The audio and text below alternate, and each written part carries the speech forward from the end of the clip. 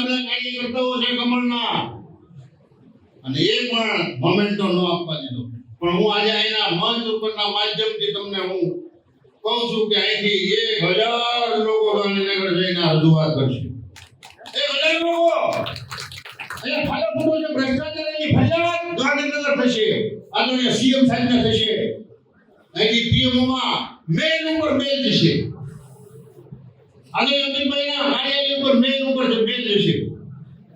તમે ધાર્યું છે શું અહીંયા 34 વર્ષ સુધી મેં ભારતીય જનતા પાર્ટીને પાળે પોષીને જે મોટી કરી છે એને હું ભ્રષ્ટાચારનું વટવૃક્ષ બનાવવા માંગો છો? અમે જીવતા છું ત્યાં સુધી આ ભ્રષ્ટાચારને નષ્ટ નાબૂદ કરીને જવું છું. એના મંચ ઉપર તો ખાતરી આપું છું.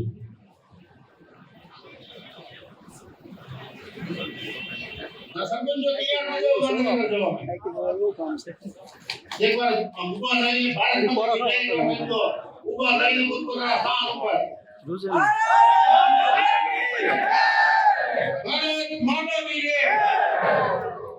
આદરણીય નરેન્દ્રભાઈ અને મારા આજે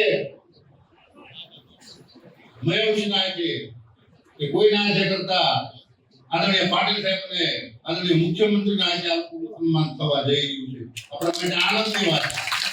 હંમેશા કોઈ પણ મુશ્કેલી આવે ને એને અવસરમાં કેમ પલટવી,